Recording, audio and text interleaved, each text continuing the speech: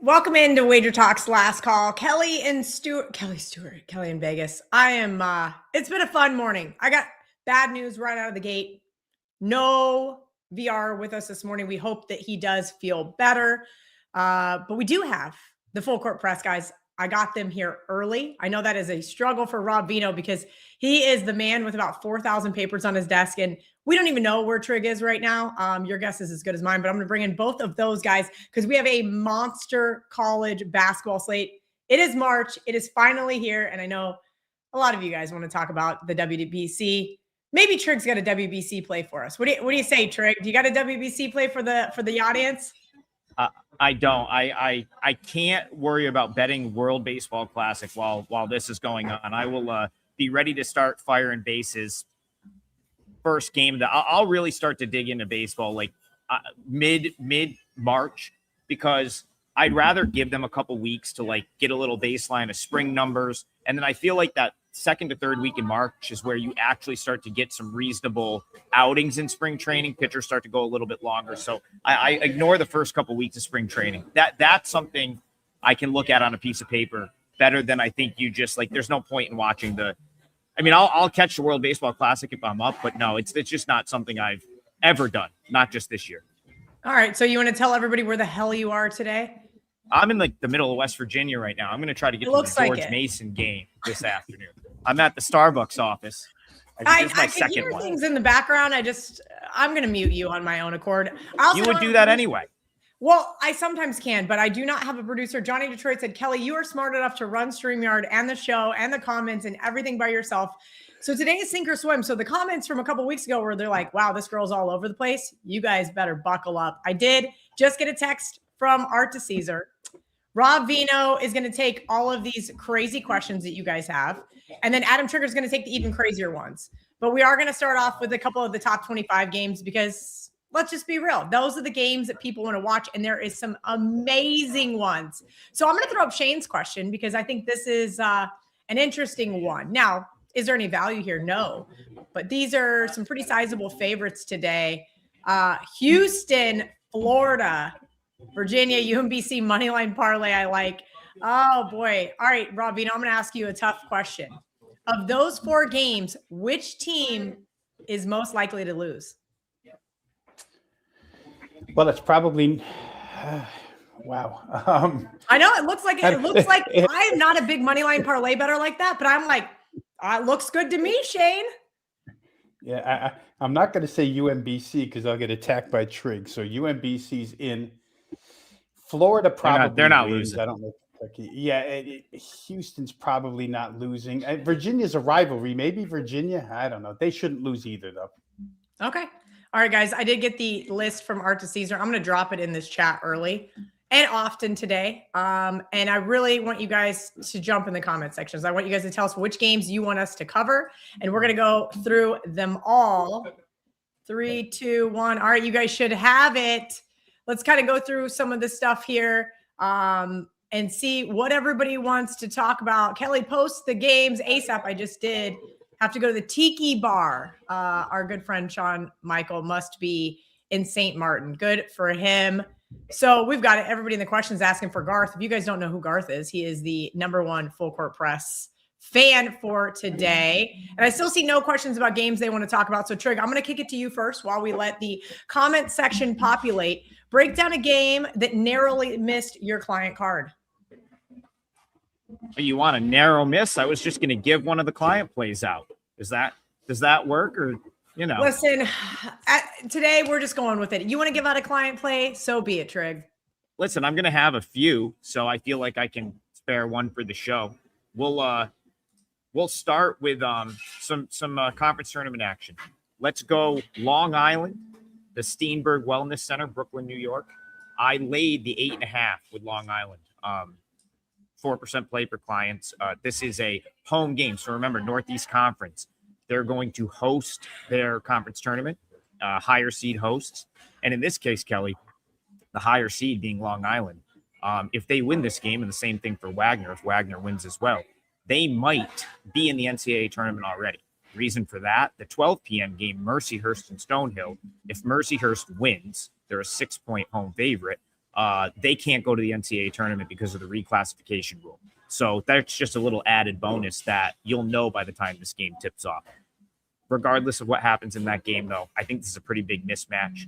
Wagner relies a lot on three-point shot making. And the way they got by Central Connecticut the other day was Central Connecticut just didn't come out of the locker room.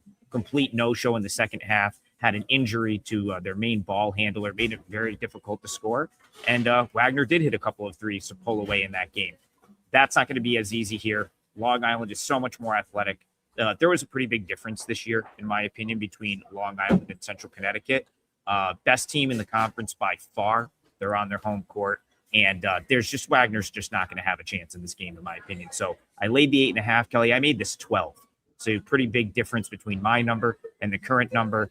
The Sharks, I think they're going to blow this team out. And they could be going dancing if Mercyhurst wins that game that goes before them. All right. Trig says we got a blowout coming in. There's Garth. Ask and you shall receive. He's in the comment section. 14-4 with his plays on Full Court Press. Rotation number 605, 606. Make sure you have your odds logic screen open to follow along. DePaul -2.5 is no longer. I just laid 3.5 from Art's very extensive list from the Westgate Superbook. Rob Veno, I'm going to let you have the floor on this one. Please tell me what you think about this DePaul Butler game. Yeah, I think 2.5 probably was a good number to lay with DePaul here. Butler, obviously, at this point in the season, we know who they are. Thad Matta's had difficulty all season long getting this team to play any type of defense. DePaul, for what it's worth, gives us 40 minutes of full focused effort each and every time out. A little bit shy on the personnel level, but still good enough in a watered down Big East to perform well against this type of weight class here. Butler, like I say, they're going to try and outscore. I looked at this one, Garth, from the totals perspective. I always do. I want to play this one over the number. Kelly just asked Adam, give me one that didn't make or fell short on your client list. This was one, Butler DePaul, a 12 o'clock start. I wanted to send it out over 144.5, but pulled back a little bit because I had a couple things I liked better. I still think there's wiggle room there, Garth, where the total is concerned. I know you're attracted to side here, laying the points, but for me, this game's moved from 141 to 144.5, and it's a little bit of the reason why I pulled back on it. To those who got the early number, I think you're on the right side. To those who take this late number prior to tip, I still think this game gets to about 147. So you've got some room here in my estimation. All right, let's see if I can't screw up this entire layout today. This is a fun one for me. We're gonna have a great day today, guys, and we're gonna cash some tickets. Let's keep going and see what other questions we've got from the chat. There's a lot of games here today that I'm really debating on, and what I like to look at is a myriad of things, Trig, and seeing the most popular bets at X Sportsbook, right? I follow John Ewing. I know he gets a lot of grief on X too, but all he's doing is sharing the information there. The number one bet team today is Houston. The number 2 bet team, I believe, let me double check as I'm stating this. I don't want to misquote him, but I thought it was really interesting. I believe it's North Carolina. Just wanted to double check. Yes, it is. It is North Carolina before I speak to that. That is a massive number. Adam, you were just down there in North Carolina. Talk to me about that atmosphere. Talk to me about this point spread, because I've had several people say, wow, that looks short. And, talking to John Murray over at the Westgate Superbook, knowing that Duke is by far the number 1 most power rated team, I think this number speaks volumes. Yeah, I would only take Duke here. I mean, listen, the first game was a little bit of a fluke, in my opinion. The way North Carolina just hung around, made that late run, of course, hits the big shot to win it. I think Duke has been waiting for this game. They haven't. The thing with Duke is they're covering numbers in bad spots. They haven't even really had to exert a ton of energy. Like, just look at earlier this week on Monday. People were like, oh, Duke might be in a look-ahead spot on the road in Raleigh. They won that game by 29 points. No problem.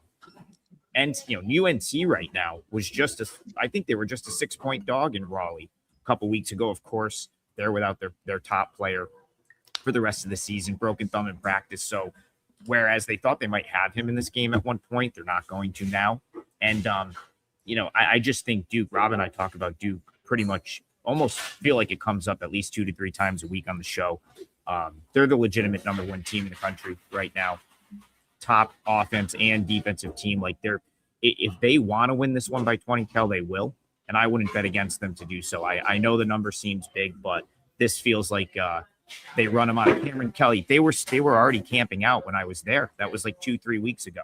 It's going to be an 11 out of 10 atmosphere, and they will absolutely lay into North Carolina if they get the chance. So it would be Duke minus the points or pass for me. All right, Rob Veno, I know you're not a big situational player, but Florida is probably 6th or 7th on this list over there as the most bet games, right? And I was looking at fading Florida, but man, they've been so good on the road, especially in conference play. But A-Rock makes kind of a good point here. They don't have anything to play for. Do you start to look at teams like that in early March, headed into conference tournaments, headed into March Madness, when they really can't improve their position by blowing out a team? Yeah, except in this instance this year, Kelly, that fight for a NCAA tournament number 1 seed comes into play, where Michigan's concerned, where Duke's concerned, where Florida's concerned, where UConn is concerned. There's like 5 like musical chairs, right? 5 people for 4 chairs. So for Florida, and Trigg alluded to this the other day when we had Florida on the show, suggested that Todd Golden might rest players in that game against Mississippi State. Sure enough, he rested Thomas Houck, but guess what happened?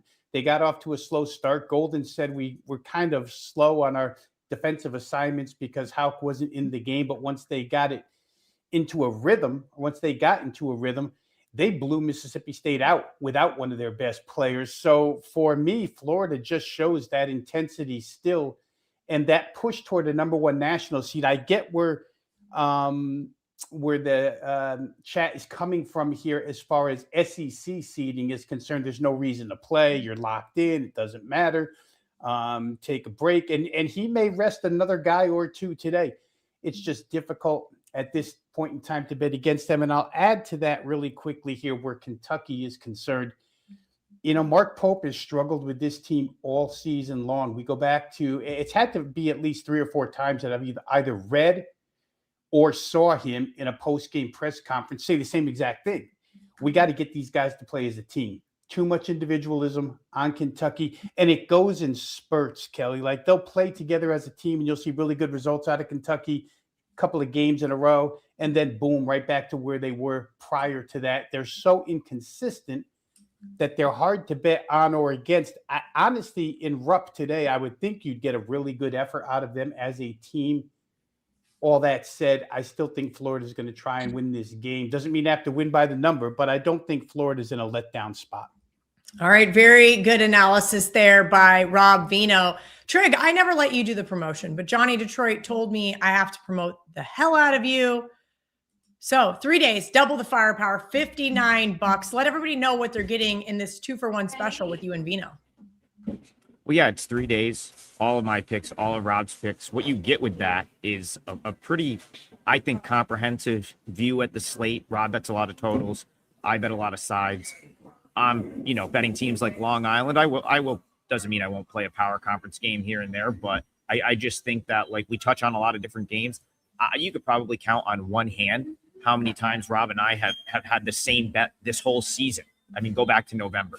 I literally think you could count on one hand the same time, or the amount of times we've been on the same side, because it's just we have different styles. But I think they, when you put it together, it gives you, a nice picture of you got totals, you got sides, you got mid majors, you got power conferences, and it's a great deal relative to like what we typically charge for 3 days. You're getting us both, and you're getting it in the middle of the busiest time of the year for college hoops. So we're both, and Rob's having a fantastic season. I have pretty much bounced back from a bad November, December at this point. 2-0 last night for me. Rob and I usually recap the day, so I don't know how Rob did last night, but I had a 2-0 after a losing Wednesday, Thursday. So I feel good about the plays I have today, and we appreciate you guys, jumping on. So give us a chance. That's all I can say. All right, let's talk about a game that's going to be tipping off here in about 45 minutes. Rotation number 601, 602. Can Missouri cover the 3.5 now? This Missouri team has kind of been, I'll say, a little Jekyll and Hyde this year, Trig, and I haven't quite had a good enough read on them to want to get involved with them. You know, I think it's one of those things that handicappers, as we do, just say, you know what, I cannot get a good read, good, bad, indifferent on a team, and that's how I feel about Mizzou. I will say, though, that 3.5 does look rather intriguing here. I'm going to make one statement, and then I'm going to let Rob take this because he is our Missouri Tigers guy on the show. Ooh, all I have to say is, listen, Darius Acuff is a generational talent, incredible player. He's obviously not playing today. Don't just write off Arkansas because he's not there, because Arkansas still has some really, really good players. And I think this line has been bet the way it's been bet because Acuff isn't playing. But I think that was already known and priced in. So now this is where I'll serve it to Rob. Line's getting a little big there. I don't know if I would lay that number with Missouri. I just think you're taking the absolute worst of it. But I will let Rob break down the Missouri side of the coin here. Yeah, let's hear what Rob has to say. Rob, at this point in time, is Missouri unbettable? It's climbed pretty good, Kel. 5-point move. For those who don't know, the reason why Trig says that my youngest went to Missouri, so it's MIZ, and you're supposed to respond with ZOU. I figured that out real quick. I could tell stories about the border war jokes between Missouri and Kansas. And my oldest went to Belmont, so yesterday was not a good day for Belmont. But I don't let my bias get in the way. I was on the show yesterday. I've been doing a segment in Columbia, Missouri Tiger Station for about 21 years now. And we talked about this game a little bit, guys. We just saw it not too long ago. Arkansas won 94-96, I believe, or 94-86. I believe it was the game right after Arkansas went double OT with Alabama. Mizzou went down there, played really, really well, better than I thought they would. They withstood a couple of Arkansas punches in that game, scored really well. This total has moved up from 160.5 to 162.5. Both teams, there's implications in the SEC standings for both of these teams. So I believe that the effort and the focus is going to be there. But I also think that Mizzou knows after that game in Fayetteville, you just don't go into Bud Walton this year or in recent years and hang around with Arkansas. They did. I think that's in their mindset because this game is pretty fresh. So I do think Mizzou has an edge in this game, but I think the betting edge is kind of gone. You wanted to get Mizzou yesterday when this thing opened. Before everybody jumped on the no Darius Acuff angle of this. Missouri team total in this game, guys, for what it's worth, probably worth a look here at 81.5. They scored 86 down there. And today they showed that they don't mind getting into a running kind of track meet with Arkansas. So for me, I think the best angle I could have here would be Missouri's team total over 81.5. All right, let's get to some more of these questions. Here's one that's rather intriguing to me all of a sudden, Trig. And if you know, you know.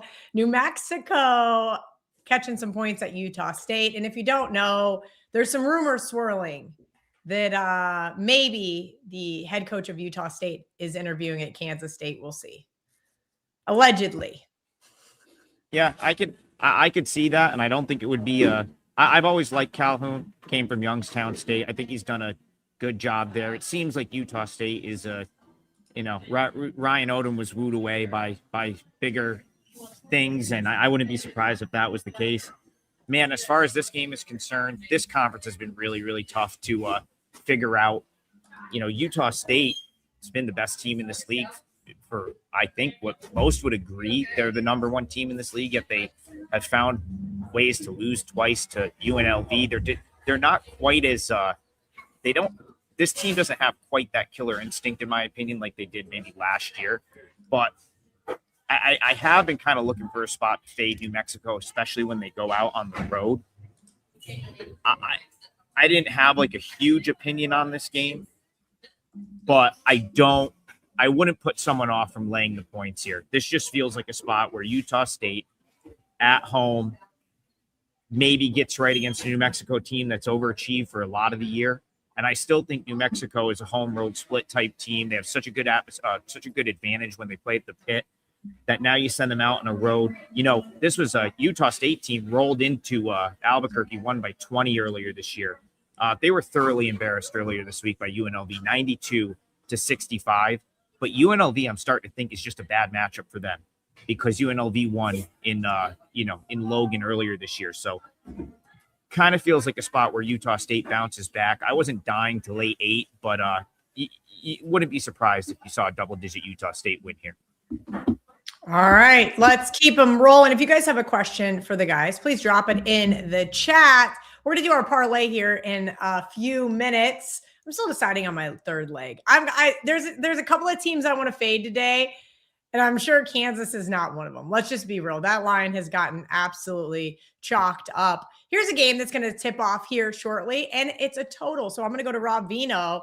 Tennessee, Vandy. Oh, this isn't a total. This is a rotation number, 643, 644. But let's talk about the total here, Rob Veno. I got my odds logic screen open, and I am curious to kind of see how we start to look at some of these early games, right? When you have teams with a lot more to play for, which I can tell you this, I can look at let me look at this list from Art to Caesar before I speak. Yes, the Sharp Group did play Vanderbilt +4. This total's coming down. This total's going up. Depends on who you talk to. 147.5 was the opener. 145.5 at Superbook. Coming down here in Florida at the Hard Rock, down to 144.5. So it looks like somebody likes the under, Rob. Do you agree with that move? Yeah, the move is probably because of Nate Ament, the star freshman for Tennessee, not going to play today. And Tennessee, for what it's worth, has really been on the offensive side a two-man team. Jacoby Gillespie, ex-Belmont, ex-Maryland as well, point guard and Ament. So you had the perimeter shooter and the down low post player. And now without Ament, they struggle. They haven't found a third scorer this year on a consistent basis. Tennessee hasn't. And Tennessee beat Vanderbilt earlier this year. So you have this in-state rivalry. It's Vanderbilt knowing that they lost in Memorial Auditorium at home to this team. Now they can go down there and repay the favor. I think Vanderbilt's the better team. Vanderbilt's the side that's gotten a little bit healthier over the course of the last couple of weeks. Duke Miles, I think, is back for maybe his 4th or 5th game now. They still haven't got Frankie Collins back in the lineup, but still, Vandy played a chunk of the season shorthanded, hung in there. I like Mark Byington, what he's done and some of his comments there after losses, especially where he called it unacceptable and Vandy responded. To me, Vanderbilt's the correct side here. I would agree with the sharp move. Total wise, Kelly, I guess, because of Ament, that number is going to come down. I don't know. It's probably in a really good place. This is one of those games where I have a stronger opinion on side than total. I do like Vanderbilt plus the 3.5 at this point in time. I think they could, they could be a money line play in this instance. I'm sure Ament's factored into this line, but I still think Vanderbilt has a lot of, let's just say, atonement for that game that they lost at home to Tennessee earlier. All right, guys, if you haven't seen already, I do have a March Madness Survivor contest up on Splash Sports, splashsports.com/Kelly in Vegas. I'll drop it in the chat. And I will also redrop those sharp plays if you guys are too lazy to scroll up. We got some really funny comments. Is Adam waiting for a table at Denny's? Is he at Perkins? I got the best comment just now. So I'm at a Starbucks, actually, as you can see. That's just the I tried to put the screen. Well, that's whatever's back there. I tried to put the screen down, but it's like the camera sees through that. But the guy that's been sitting next to me for the last 45 minutes just showed me his phone, and he bet LIU. He must have been listening, and he showed me his FanDuel app. So I basically have there's actually way more people here than there was an hour ago. So I kind of a live audience at a Starbucks in the middle of West Virginia. We're trying to get to Fairfax. West Virginia was one of the first states that got legalized betting. And I remember my buddy from Ohio, my buddy from PA, they would all drive to gas stations, similar to the prop queen driving to New Jersey whenever she was in New York. All right, Trick, I'm going to let you go first in the parlay. So give us your parlay pick for today. Well, I mean, my parlay pick's going to be Long Island. I just want to lock that in. If I'm going to come on here and give out a 4% play, it's got to go in the parlay. So I will pick a different game to just kind of discuss real quick. But Long Island is the play that I will put in the parlay. It's minus 8.5. I had that up closer to 12. I think they're going to win that game fairly easily. So Kel, so that is my parlay late. But I'll talk about just another game at random. I'm just going to pick one out of my, I have a lot of notes here. I'll throw another one out there. I don't know if I'll play this at the current number or if I would even have played it at the opener of 3.5, but I do think Tennessee State finishes the job tonight. I think they win the Ohio Valley Conference tournament, punch their ticket to the NCAA tournament. I had them last night. They won big. Rob and I have talked about him on the show. Nolan Smith, his first year. I just love the way they play. A lot of pace, tons of ball pressure. They really just disposed of Tennessee Martin last night. And I guess for me, the only reason I didn't come out and lay 3.5 here is because I think Morehead maybe matches up with them a little bit better. But again, Morehead State hit a lot of tough shots to win that game last night against SEMO. I'm actually pretty content with. I'm happy that I didn't just take a bad number on SEMO last night because it would have been a loss. So pays to be disciplined and stick to your number because had I not missed the move on SEMO, I may have actually played that yesterday. But for a lot of those same reasons, willingness to go against Morehead State here with a Tennessee State team that I just think is far better. And so 3.5 or 4. Again, even though I didn't see a ton of number value there, I still think they find a way. And if they win that game, there's a good chance they're going to do it by 3.5 or 4. So Tennessee State's worth a look as well. All right, we've got a question for Rob Veno. At least I think this is a good one for Rob Veno. UC San Diego, Santa Barbara, 705, 706 on the odds logic screen. UC Santa Barbara was a 2.5 point favorite, now down to 1.5 pretty much and across the entire screen. Opener 142. We're seeing 139.5 start to pop up here. Rob, do you have an opinion here, side or total, or maybe we'll be nice and take the second half of Andrew's question and quick breakdown for Michigan State tomorrow? Yeah, I could do both really fast here, Kelly, because I had no interest in the UC San Diego Santa Barbara game. To me, Santa Barbara, if they could ever get Miro Little back, they would probably be, in my estimation, one of the teams to make the Big West final here against UC San Diego. Difficult spot, not a lot of meaning inside the standings for Santa Barbara. Probably a little bit of the reason why you see a tip down in the number. As far as Michigan State is concerned, be a little bit of revenge for the Michigan State side, which on a Friday night a few weeks back had Michigan in their gym. A lot of money came on the Michigan State side.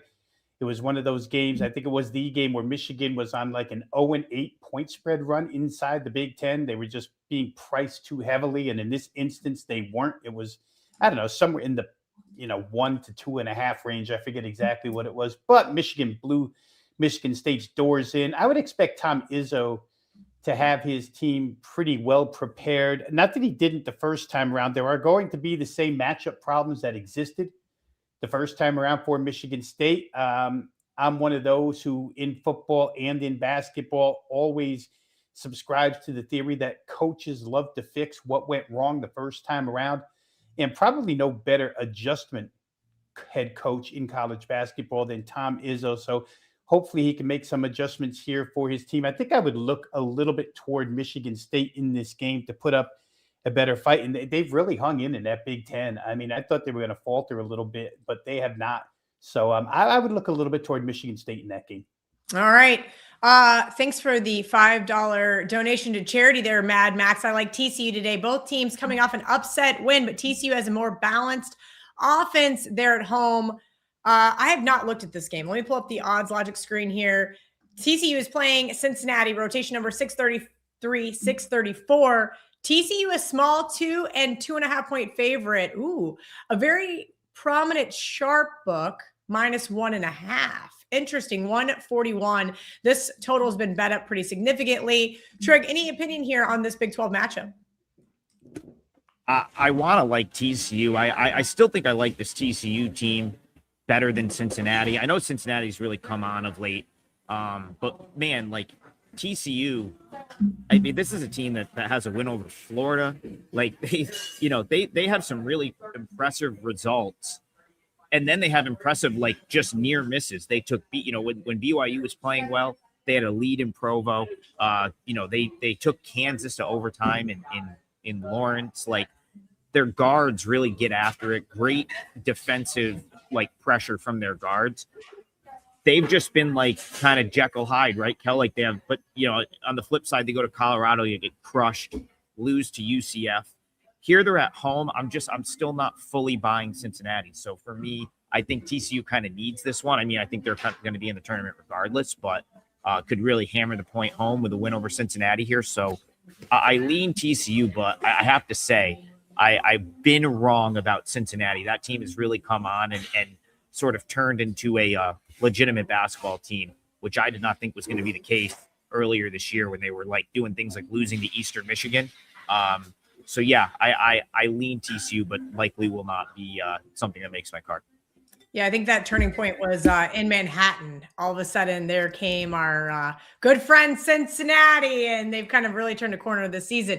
All right, let's go out west. Rob Veno, 677, 678. Thank you, Jason, for following directions. Wyoming, San Jose State. Any thoughts on the total here at 149.5? Really, in my mind, Kelly, the only way to play San Jose State at this point in time is to the over. I always look that direction first. Wyoming's not necessarily the kind of team that you want to get involved with in a lot of overs, especially at this price. But I will say there seems to be a little bit of added intensity with Wyoming this week, especially from their head coach. Trigg and I talked about this yesterday, where went on a little bit of a rant about how difficult it is for mid-majors to schedule. And his whole rant was really about the Miami of Ohio undefeated season and maybe getting excluded from the NCAA tournament. But the fire inside the head coach here for Wyoming in the middle of the week, toward the end of the season, kind of made me believe that Wyoming still has a little bit in the tank here. They've been kind of a middling team all season long. Again, it's tough for me to get involved in a Wyoming total where you have to get to 150. The counter side to that is it's not that hard in a San Jose State game to get to 150. So I guess to the question here, Jason, I'm looking at, I would say the answer has to be, do you believe more in fading the San Jose State defense, or do you believe more in Wyoming's inability really to play games that high scoring? Okay. Very, very good breakdown there by Rob Veno. Trigg, kind of debating on the next question. There's a couple of games I want to talk about, and I know everybody has their own. And some of you guys are really mean today in the comments, so I'm just going to ignore you. Here you go. Here's a good Trigg question. Anyone going to back Drake plus 5.5 today? This seems right up Trigg's alley. Listen, I'm very impressed with what Drake did yesterday to Belmont. I am impressed. Really, actually, go back to 2 days ago, even beating Southern Illinois, but they're up against an Illinois-Chicago team that I think is like sort of maybe built for this sort of physical. I don't know what the deal is, but the unders in the Valley tournament have been going on for a long time. It's tough to shoot. Like, everyone has a hard time shooting in this arena. It doesn't really make sense to me. It's just like a big arena. I don't really understand how it's gone on this long, but it has. And so now you get a Drake team that runs into an Illinois-Chicago team that I think is gonna like out physical them here. I'll say this is where the dream ends for Drake, Kel. Illinois-Chicago handled them in both regular season meetings by more than this number. Most recently, 80-70 on the road. I just like the way Illinois-Chicago has played really since the start of conference play. And I just don't know that I can see a world where Drake is in the title game in this league. I'll throw one more thought out there while we're on the topic. The other Missouri Valley game, same thing. I would lay the points with the favorite. I think Northern Iowa is similar in the respect that their defense wins out and they cover against Bradley. So if you force me to pick which Valley semi I liked more, I would say Northern Iowa. because I think they're a little bit undervalued by getting guys back. They're healthy now. They weren't healthy for a lot of conference play. But I like both of those favorites in the Valley today. All right. Lots of questions about if I'm going to take K-State today. You guys, here's the problem. We spoke about this last week about teams quitting. Who cares? Who doesn't care? I don't know what to make of this K-State team. We know that there have been significant issues within them. They went on a 4-game losing streak back November, December, 5-game losing streak through January, 6-game losing streak. Boom. They fire Jerome Tang. And oh, by the way, then I bet on him to beat Baylor. And that was the one shining moment there in mid-February. They did have a nice win over West Virginia, but that was more of a letdown spot versus West Virginia coming off that nice win over BYU. Just my personal opinion there. I thought this line was going to come out closer to 13 and a half. So to see it all the way up now to, I think we're starting to see 17s. Let me open up the odds logic screen. I know the comment section loves to tell me that I'm unprepared. 17 and a half, but I've got about 45 things in motion right now. First of all, we are 24 minutes until tip off, and I'm not as organized as Rob Veno. But as far as K-State goes, no, I'm not going to take K-State, guys. I don't trust this team. I think they are ready for the season to be over. I think they are ready to transfer.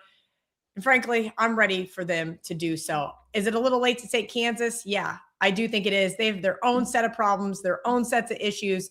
Bill Self and Darren Peterson cannot wait to get away from each other. I think they're going to have a very early exit in March.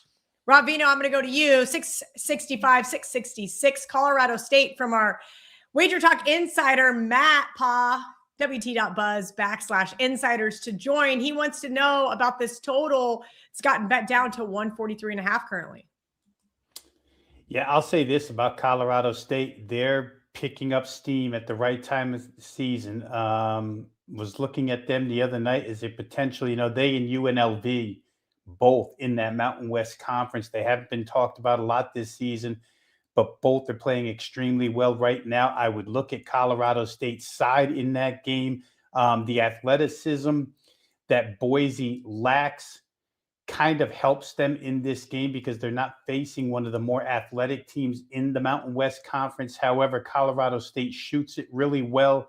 And like I say, they're just red hot at this point in time. So from a side perspective, I would look at Colorado State. Both teams rather methodical.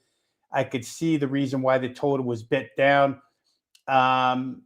In my case, I don't like to play unders in this price range. I often make the statement in football, and I'll make it here, that teams in college basketball can get to 140 by mistake nowadays. So it's hard for me to stay under, but it's the obvious way to look here with both of these sides. A little bit defensive oriented. I think Colorado State has more juice on the offensive side, and I also think that they're just playing better at this point in time. I think the -1.5 is more attractive than the total in this game. All right. Shout out to Monzi Man. Nice little donation there for charity. Trig, I'm going to kick it right over to you. 671, 672, Wisconsin at Purdue. A lot of people like the Badgers here. I am not certain that I like the Badgers here in this spot. I will say whenever a respected group comes in on the other side, it always makes me say, wait, what am I missing here? They laid 8.5 at the Westgate Superbook on the list that I've dropped twice in the comment section. I will drop one more time before the show is over. Everybody relax. All you got to do is scroll up. Trig, give me your opinion here on this one. Oh boy, only one time. Sorry about that. See, he follows directions, guys, sometimes, and then other times, here we are. So here's the deal. I understand the anti-Purdue sentiment right now because that's been me for like the last month plus. I haven't had any desire to bet on this team, but in this spot, it's the final game of the year. They're at home. Wisconsin can be jump shot reliant. They can sort of need to get hot from three to win a game like this. I think I would prefer the Purdue side here. Am I going to come out and lay 8.5? No, in my opinion, there's much better stuff on the board today to bet than that. But this is not the spot where I'm going to come out and try to take points with the road dog. Go back to January 3rd. Purdue was just playing better. I don't even know if it was that they were playing better as much as they just hadn't fully been exposed yet. Purdue won this game easily in Madison, 89-73. Could I see something similar? Like, yeah, I mean, if Purdue gets hot and they sort of ride the home crowd and it's, senior day for Smith, like this could be a Purdue day. I'm not saying I like them anymore. Like, I'm still anti-Purdue right now, but I think I'm pro this spot for Purdue. Shane, listen, I don't sleep on the Badgers. Yeah, like if these two teams rematch in a week on a neutral, maybe. But I don't know if I want Wisconsin in this road environment in this spot. All right, Rob Veno, time to give me your leg of the parlay. I think I've got mine, and it's really ugly, and you guys are going to hate it. So Triggs on LIU. Rob Veno, what say you? Yeah, let's go to the Sun Belt Conference Tournament, guys, where they're calling this the Stairway to Seven. Catchy conference tournament name. So many rounds, so many sets. Like the 1 and 2 seed don't play for 6 days while we get through all the rest of these teams. But in this one, you have a couple of games tonight, both intriguing. Georgia Southern is going to be playing their 4th game in 4 days, continue to run the table here. And Southern Miss is going to be playing their 3rd in 3 days. And that's where I'm going to go here. I like Appalachian State minus the 4.5 against Southern Miss here. Again, Southern Miss, 3rd straight game. They played one time this season only because of the configuration of the schedule inside the Sun Belt. Appalachian wins that game by 7 points. I think what gets me to this game is just the difference in tempo for this one. Appalachian State was able to control. They're the 13th fastest tempo in the league, so they're very, very slow. Southern Miss is 3. They want to run. Appalachian was able to control that in the first game, win by 7. Here they get Southern Miss potentially on some fatigue legs. You go through the minutes that these guys have played in the 2 consecutive. Now this will be their 3rd. I think that Appalachian State's number 1 rated defense inside that league could wear them down, grind them down. And offensively, Appalachian's just a better team at this point in time. They were extremely hot for a while, sort of cooled toward the end. But I like this matchup. I like the rested against the severely unrested. So I'll take Appalachian State minus 4.5 in this game. All right, I'm just going to go right into my parlay, and then we're going to take you guys home right up until the noon slate here, getting all your questions answered. Yeah, I'm going to fade Alabama. I looked on my long list. I was like, all right, do I want to fade Houston? Don't know if I want to fade Houston.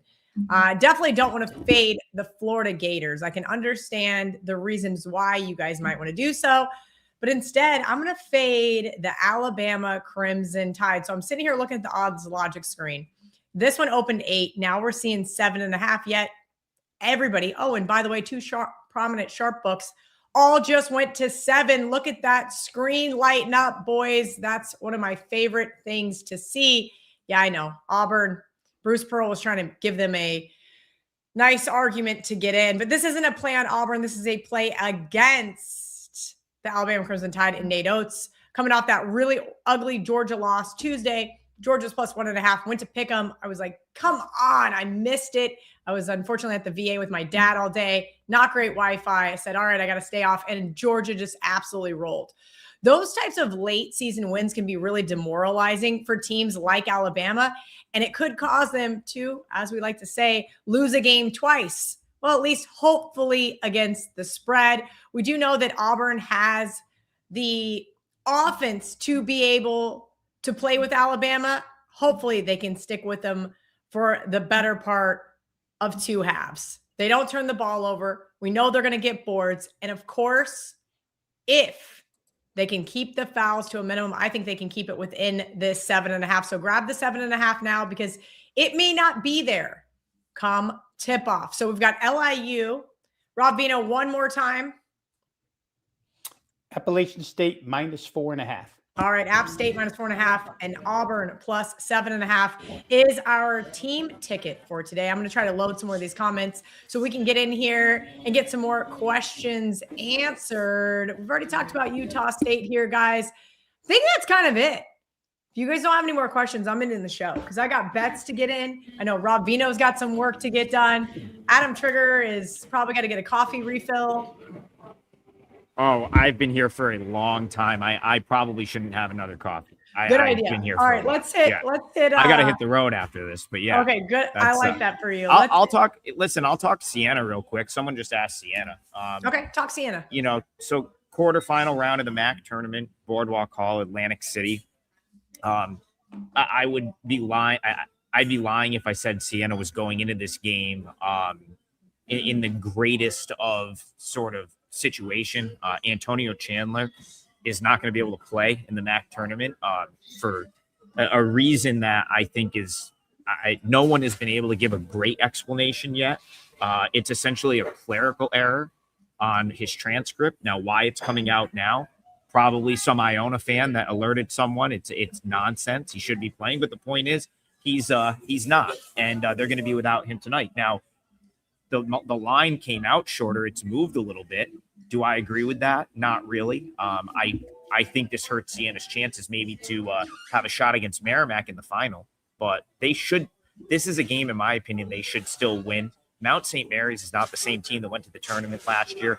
Listen, they're scrappy. It'll be a good game. Like this, that's the one thing you'll learn about the MAC tournament at Boardwalk Hall is every year it seems like a lower seed wins this tournament.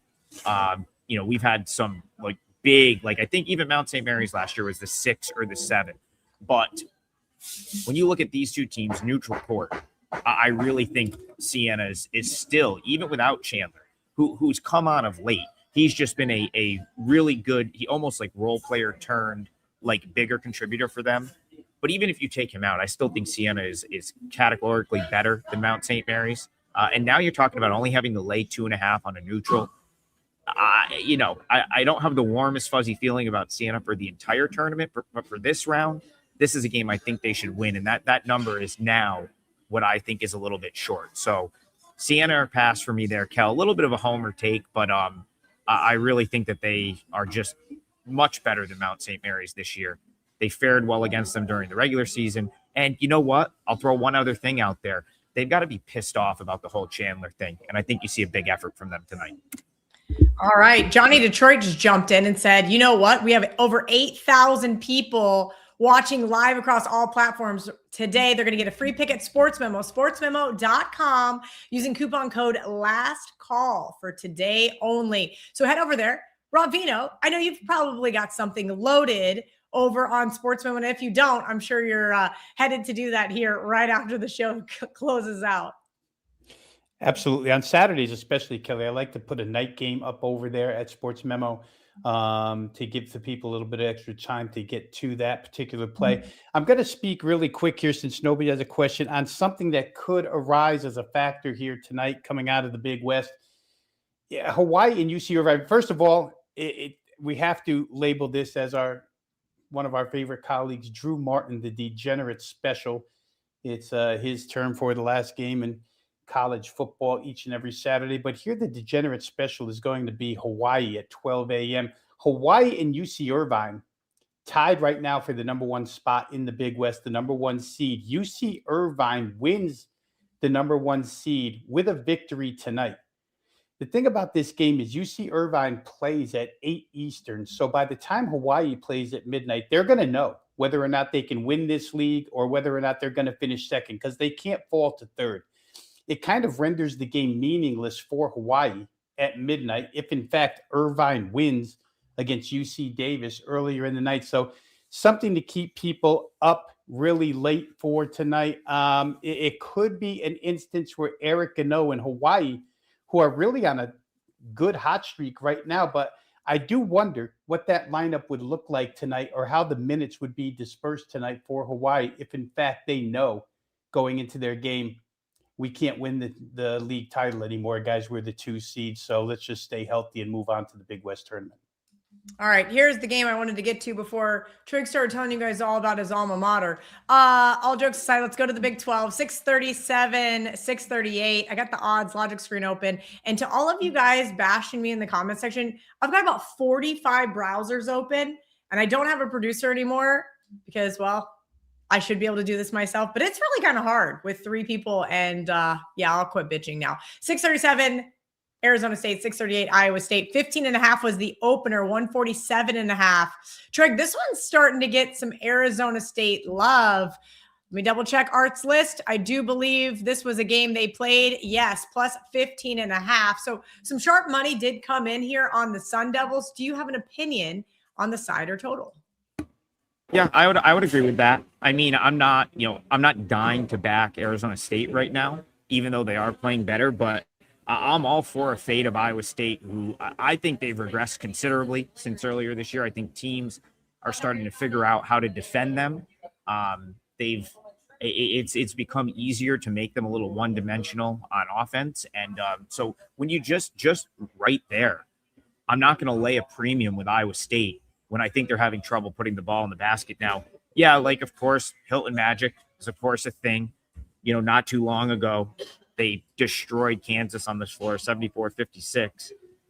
But, I mean, if you look at the way this team has played the last month, a loss to TCU, a loss to BYU, that BYU loss is really bad right now, because if you look at what this BYU team has been since Richie Saunders went down, and then you consider the fact that Iowa State managed to not only lose that game, but almost kind of get dominated, lose by 10. That's really concerning to me. Yeah, they end up beating Utah by 16. But again, that's one of the worst teams in this league. I have real concerns with Iowa State. I don't think they're a top 10 team at this point. Rob and I talked about that on the show not too long ago, where they're still getting grouped in this 1 or 2 seed line. And I just very much disagree with that, based on how they've played the last month. So, yeah, I get where the Arizona State love is coming from here, because laying any sort of a number with Iowa State is just difficult right now. All right, here's a game we haven't talked about that I think is rather intriguing. Miami's been bet up from a pick'em versus Louisville. Thoughts on this game here, Rob Veno? I can see why people are betting Miami. I can see the early Miami love here. But I have not paid that much attention to ACC basketball this year, so you're going to need to help me out. All right, so Miami, this is a pet peeve of one Adam Triggers. The way the conference schedule shakes out in the ACC, because of the amount of teams that they have in there now, including Notre Dame. Miami, for what it's worth, has played the weakest ACC schedule of everybody.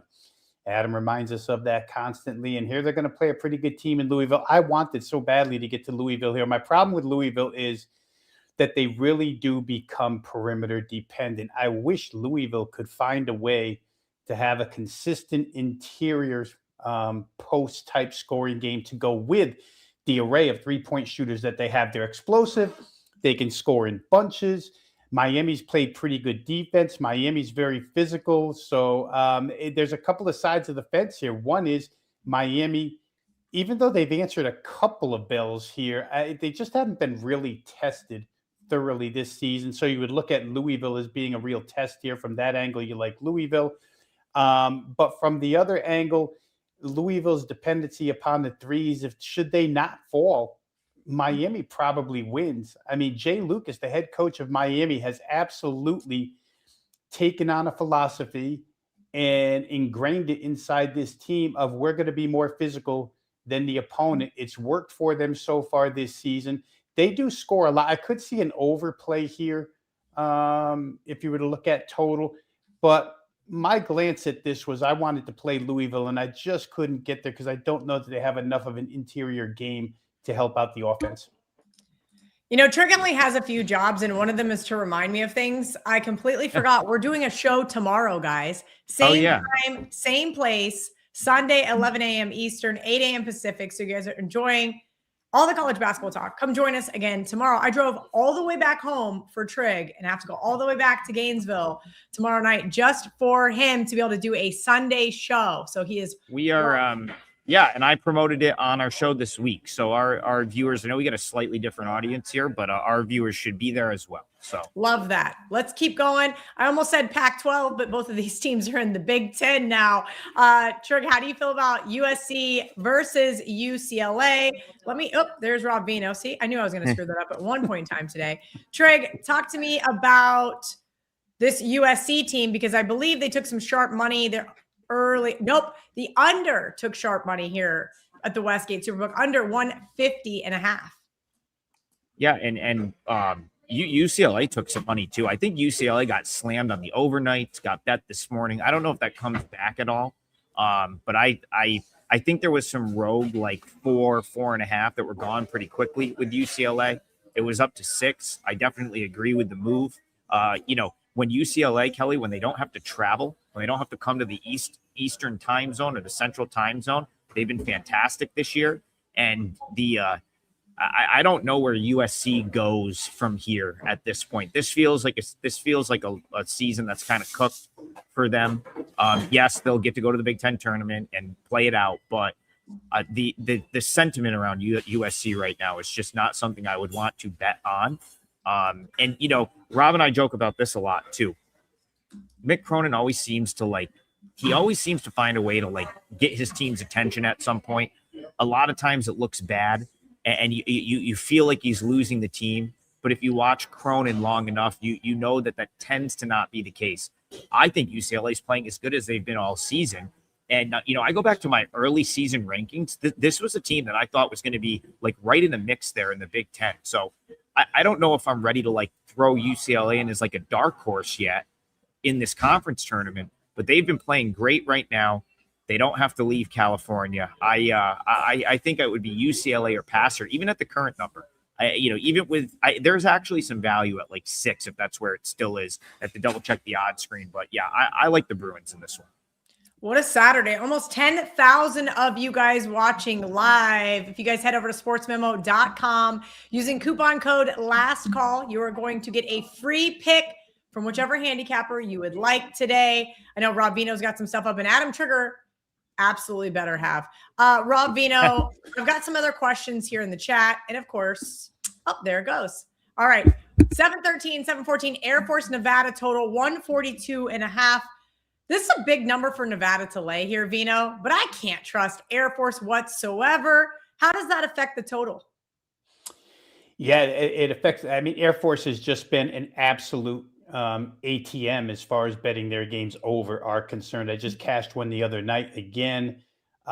Defensively, there's zero resistance on the Air Force side. It's been a nightmare all season long for them with the Joe Scott saga. Started early this year. I think back to the very first full court press show that we did. Air Force was on the card, I think against Belmont, and Trigg had made the comment Air Force might be the worst team in D1. They certainly haven't done anything to disprove that. What they do, though, for us bettors who appreciate it, is they just constantly do one thing well, and that is go over the total. They don't get priced extremely high. Your problem here is probably Steve Alford's team plays a lot of defense, but Nevada's going to find their way to 80 plus in this one. So you're never asking Air Force to do too much on their end. You're not asking them to do too much here either. Over 142.5. I would totally agree with Jason on that one. All right, let me see if there's one more question that I want to answer today. If there's anything, you guys are getting kind of boring here. We got people dropping off because we know the games are tipping off here in about 90 seconds. I got one. I saw a question. Can I just go ahead? I saw a couple people ask about the America East tournament. So all the quarterfinals are today. What you got to remember about the America East is those are campus site games, so higher seed hosts. I would have loved to take Maine today, but I don't know what Beal's status is, and without him, I could not make that bet. So, something if TJ Beal is going to play, I would look toward Maine plus the points. I think they're getting 4 right now. If he's out, I want no part of that. So I guess to give you my strongest America East lean today would be Vermont to just absolutely destroy Bryant. Vermont, they're not the team they've been in years past, Kelly. This is not a dominant Vermont team. They did not win the America East this year, finished second to UMBC. But Patrick Jim is a great, it is the biggest home court edge of any team in that league. It should be rocking today. And Bryant is just been it is just a big time rebuilding year for them. Phil Martelli Jr. obviously takes the job at VCU. The Bryant team that went to the NCAA tournament last year now is totally restarting. Jamie and Christian, first year head coach. They actually overachieved to an extent. I thought they would have finished last in this league this year. So the fact that they were 7 out of 9 teams and got themselves in the America East tournament is actually somewhat impressive to me. But they're in a rough spot today up in Burlington. I think they get destroyed in that game. So you got to lay a big number. It's 13. That's why, you're still laying a big number in that game. But I made it, I think 17.1. I'd have to find in my notes. Wouldn't be surprised if that's a runaway for Vermont. All right, just as a reminder, if you are going to use coupon code last call, it is for today only. We'll see if we do another one for tomorrow, but it is for today only. You can get anyone's plays over there normally for just $7 today. If you are a last call viewer, you get it for free. Double the firepower, Rob Veno, Adam Trigger, full court press, 3 days, just $59. We're going to be back here tomorrow, same time, same place here on the WagerTalk YouTube channel. Rob Veno's like, wait, this is news to me. Why do I have to work 7 days a week? Because it's March, Rob Veno. That's why. I hope you guys have a wonderful and profitable Saturday. Shout out to all of you guys in the chat. Almost 10,000 of you watching live today. We love you. Let's cash them. Don't trash them.